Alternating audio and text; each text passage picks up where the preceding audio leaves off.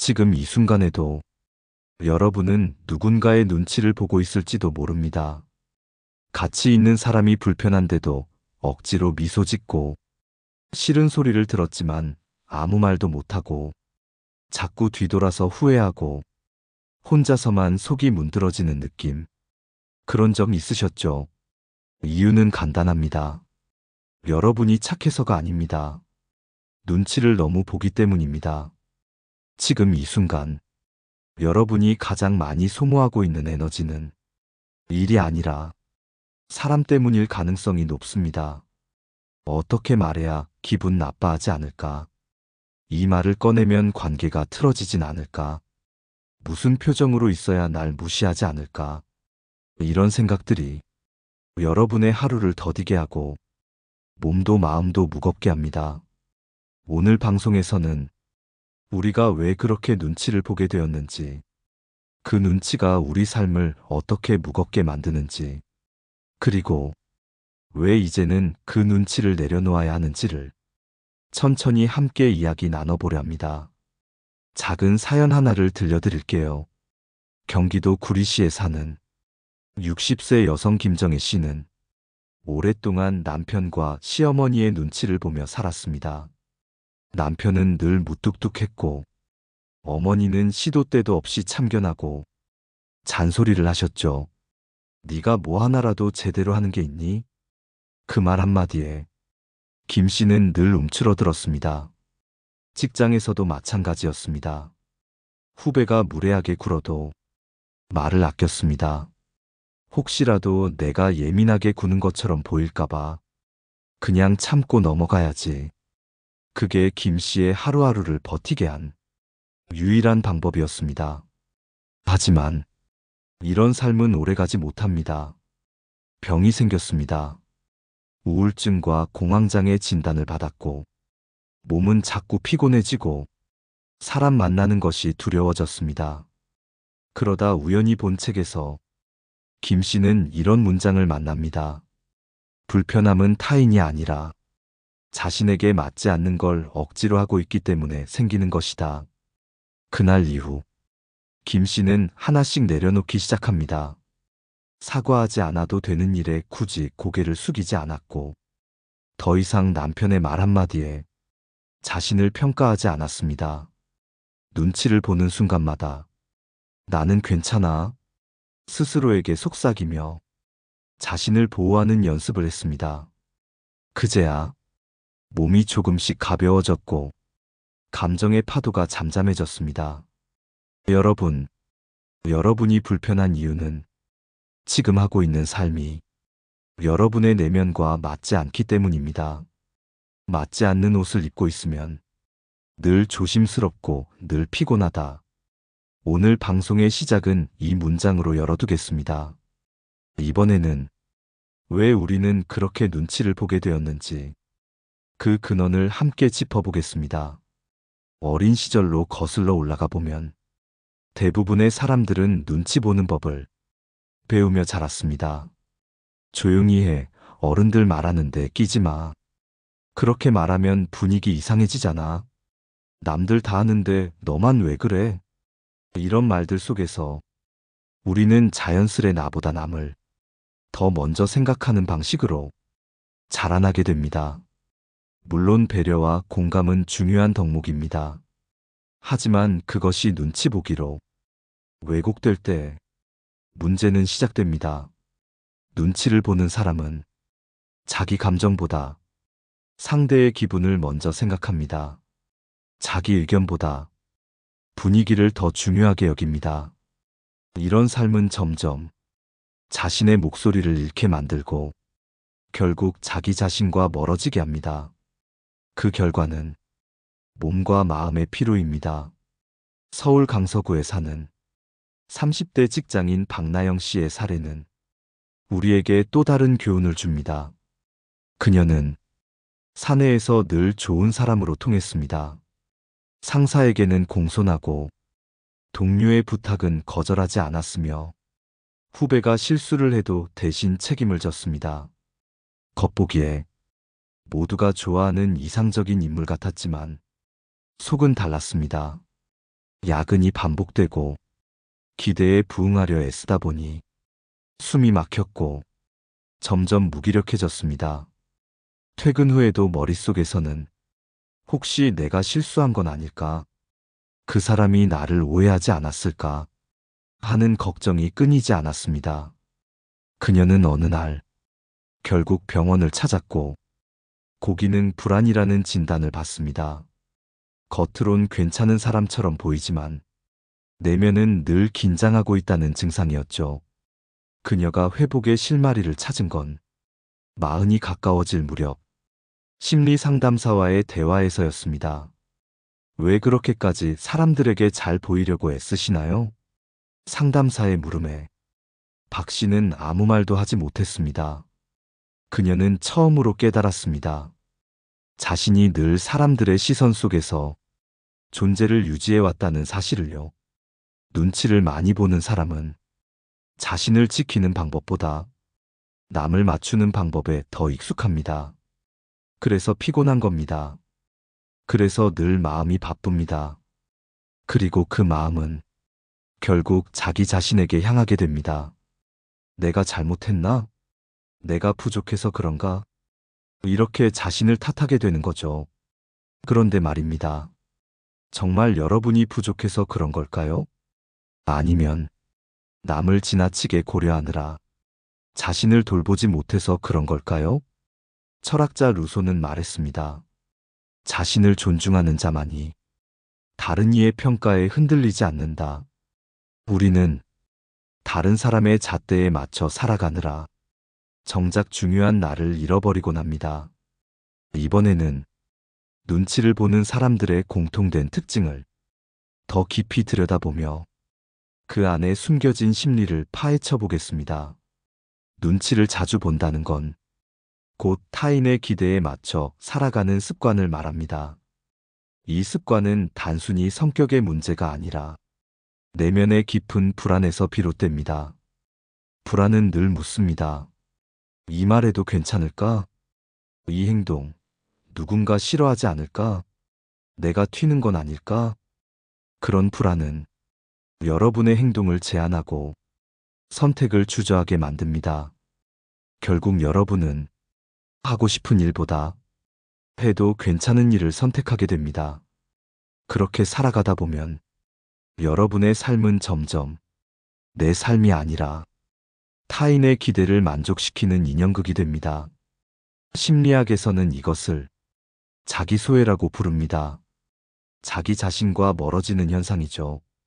서울 성북구에 사는 40대 중반의 김현주 씨는 그 누구보다도 열심히 사는 사람이었습니다. 아이 둘을 키우며 직장 생활을 병행하고 시댁 행사도 빠짐없이 챙기고 남편의 사업도 도왔습니다. 겉보기엔 모든 걸 완벽히 해내는 슈퍼우먼이었지만 정작 그녀의 마음은 텅 빈 방 같았습니다. 어느 날 그녀는 초등학생 딸에게 이런 말을 듣습니다. 엄마는 왜 항상 바빠? 나랑 있으면 재미가 없어. 그 말 한마디에 김 씨는 멍해졌다고 했습니다. 그녀는 가족을 위해 최선을 다해왔지만 정작 가족은 그녀의 진짜 마음을 느끼지 못하고 있었던 겁니다. 그녀가 바빴던 이유는 자신의 선택이 아니었습니다.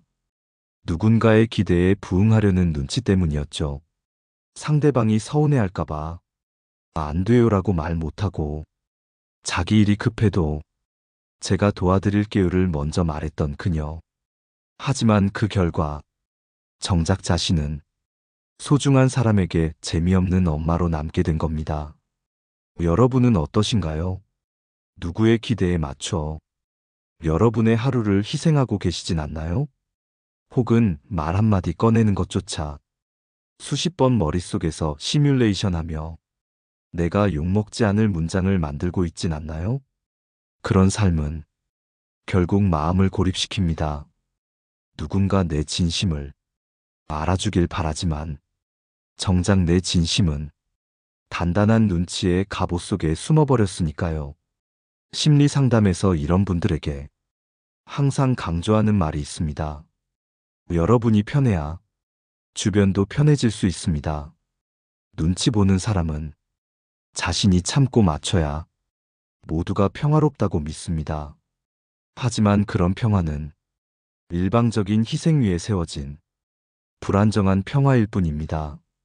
다음으로 눈치 보기에서 벗어나기 위해 꼭 기억해야 할 인간관계의 원칙과 내 마음을 지키는 지혜에 대해 함께 이야기 나누겠습니다. 눈치 보지 않기 위해 가장 먼저 바꿔야 할 건 바로 관계의 우선순위입니다. 여러분이 힘들고 불편한 이유는 가장 중요한 사람을 마지막에 생각하기 때문입니다. 그 가장 중요한 사람은 바로 여러분 자신입니다. 자신보다 남을 먼저 생각하면 그 순간부터 관계의 균형은 무너집니다. 항상 먼저 배려하고, 먼저 양보하고, 먼저 사과하는 사람은 결국 자신을 잃게 됩니다. 여러분은 혹시 저 사람은 나 없으면 안 돼. 이 부탁은 내가 꼭 들어줘야 해. 이런 생각 해본 적 있으신가요?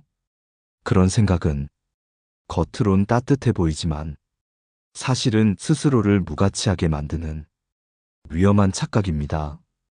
경기도 평택에 사는 50대 초반의 장영숙 씨는 자신을 언제나 의지가 되는 사람이라 말했습니다. 주변 사람들 부탁은 절대 거절 못하고 심지어 몸이 아파도 약속을 지키러 나가는 분이었죠. 하지만 어느 날 장 씨는 병원에서 심각한 위장염 진단을 받습니다. 며칠간은 절대 안정을 취하라는 의사의 말에도 그녀는 손주를 봐주러 딸네 집으로 향했습니다. 그러다 결국 쓰러졌습니다. 병상에서 깨어난 장 씨는 문득 이런 생각이 들었다고 합니다. 내가 없으면 정말 다 무너질 줄 알았는데 아무 일도 일어나지 않았구나. 그녀가 자리를 비운 동안 딸은 아이를 데리고 친정어머니 집으로 가 있었고 친구들은 다른 사람에게 부탁을 돌렸습니다. 모든 건 그녀가 없어도 그럭저럭 굴러가고 있었던 겁니다. 우리는 가끔 자신이 빠지면 안 된다고 믿으며 온몸을 내어주는 관계를 만들어갑니다. 하지만 진실은 여러분 없이도 세상은 잘 돌아간다는 겁니다. 그 사실이 슬프게 느껴지나요? 아니면 후련하게 느껴지시나요? 여러분이 지금까지 누군가의 기준과 기대를 좇아 살아왔다면 이제는 그 중심을 바꿔야 할 때입니다. 나를 먼저 챙겨야 내 주변도 안정됩니다. 내가 나를 불편하게 만들며 지킨 평화는 오래가지 못합니다. 불편함이 지속된다는 건 나에게 맞지 않는 것을 억지로 계속하고 있다는 신호입니다. 그 신호를 무시하면 몸이 마음이 먼저 무너져 버립니다. 고대 그리스의 철학자 에픽테토스는 이렇게 말했습니다. 타인의 시선을 신경 쓰는 순간 너는 스스로를 잃는다. 그는 진정한 자유란 타인의 기준으로부터의 해방이라 강조했습니다. 이번에는 불편함에서 벗어나기 위해 눈치 보지 않고 말할 수 있는 3가지 구체적인 표현법을 함께 나누어 보겠습니다. 눈치를 덜 보고 자기 감정을 지키기 위해 여러분이 실천할 수 있는 3가지 말하기 방식이 있습니다. 첫 번째는 그건 지금은 어려워요. 거절의 기본 문장입니다. 거절을 못하는 사람은 늘 상황을 복잡하게 만들며 핑계를 댑니다. 하지만 상대는 그런 설명을 듣고 싶어 하지 않습니다. 단호하게 그러나 예의를 갖춰 그건 지금은 어렵다고 말하면 됩니다. 명확한 의사는 눈치보다 훨씬 강력한 존중을 전합니다. 두 번째는 생각해보고 알려드릴게요. 즉답을 피하는 방법입니다. 눈치 보는 사람의 특징 중 하나는 항상 즉각적인 대답을 하려 한다는 점입니다. 이 말은 여러분에게 생각할 시간을 주는 동시에 상대방에게는 여러분의 판단을 존중하게 만듭니다. 잠시 멈춤은 진짜 나를 보호하는 아주 강력한 기술입니다. 세 번째는 그건 제 방식과 좀 달라요. 자신의 기준을 부드럽게 말하는 문장입니다. 모든 사람의 방식이 같을 수는 없습니다. 그런데 눈치 보는 사람은 늘 남의 방식을 따르려 애씁니다. 하지만 이 문장은 상대방에게 직접적인 거절이 아닌 존중 속의 거리두기를 전할 수 있는 좋은 도구입니다. 예를 들어, 모임에 참여해달라는 요청에 요즘은 조용한 시간이 필요해요. 사람 많은 자리가 조금 힘들어요. 이렇게 표현하면 여러분의 상태를 무시하고 무리하게 끌어당기기 어렵습니다. 이 말들이 쉬워 보이지만 막상 입 밖에 꺼내려면 많은 용기가 필요합니다. 하지만 단 한 번이라도 이런 말들을 꺼내본 사람은 이해하게 됩니다. 아, 세상이 무너지지 않는구나. 생각보다 아무 일도 일어나지 않는구나. 그리고 가장 중요한 건 이제야 숨을 쉴 수 있구나 하는 감정입니다. 경상북도 구미에서 상담 일을 하는 정하나 씨는 이런 말을 했습니다. 마음을 숨기지 않고 있는 그대로 말했더니 진짜 괜찮은 사람들만 남더라. 그녀는 이전에는 늘 맞춰주고 들어주고 따라가며 좋은 사람이라 불렸지만 정작 자신은 하루하루가 피곤하고 지쳐갔다고 합니다. 그러다 어느 날 가볍게 이번엔 빠질게요. 한마디를 했을 뿐인데 진짜 친구들은 그래, 네가 편한 게 제일이지 라고 반응해줬고 그 이후로 그녀는 더는 사람들 틈에서 눈치를 보지 않았다고 합니다. 진짜 나를 아끼는 사람은 내가 나답게 살 수 있도록 도와주는 사람입니다. 나를 불편하게 만드는 관계는 결국 나를 해치게 됩니다. 그렇다면 눈치를 보지 않기 위해 마음속에서 어떤 전환이 일어나야 할까요? 다음으로 그 인식의 전환, 즉 내면의 힘에 대해 이야기해 보겠습니다. 여러분의 삶이 불편한 가장 큰 이유는 바로 남에게 보이는 나와 진짜 내 모습 사이의 간극 때문입니다. 이 두 존재가 너무 멀리 떨어져 있으면 그만큼 마음이 불안하고 삶이 괴로워집니다. 눈치를 본다는 건 이 간극을 억지로 메꾸기 위해 자신을 억누르고 자기 감정을 억지로 접어두는 행위입니다. 이제는 거기서 빠져나와야 할 시간입니다. 불편한 감정이 올라올 때마다 질문을 바꾸어야 합니다. 사람들이 뭐라고 생각할까? 가 아니라 나는 지금 어떤 감정을 느끼고 있지? 이 상황에서 나는 무엇을 원하고 있지? 이렇게 나에게 질문을 던지세요. 심리학자 정혜윤 교수는 이런 말을 남겼습니다. 자기를 지키는 사람은 타인을 존중할 수 있지만 자기를 무너뜨리는 사람은 결국 타인을 원망하게 된다. 눈치 보며 살아가는 사람은 결국 어느 순간 그 모든 피로와 상처를 남 탓으로 돌리게 됩니다. 눈치를 안 본다는 건 무례하다는 뜻이 아닙니다. 오히려 자신이 무엇을 느끼는지, 어디까지 괜찮은지를 잘 아는 사람이 타인과의 관계에서도 건강한 거리를 유지할 수 있습니다. 그래서 눈치를 덜 보는 사람은 결국 더 지혜로운 관계를 맺습니다. 그는 필요할 때 예의를 갖춰 거절하고 상대가 침범해올 땐 자신의 영역을 단단히 지켜냅니다. 그리고 그 안에서 자신을 성장시키며 타인과 평화롭게 공존할 수 있습니다. 눈치를 덜 보면 불편함이 사라집니다. 불편함이 사라지면 여러분의 하루는 훨씬 가볍고 편안해집니다. 그런 하루들이 모여 여러분의 인생이 조금씩 편안한 방향으로 흘러가게 됩니다. 오늘 방송에서 여러분과 함께 나눈 이야기, 요약하자면 이렇습니다.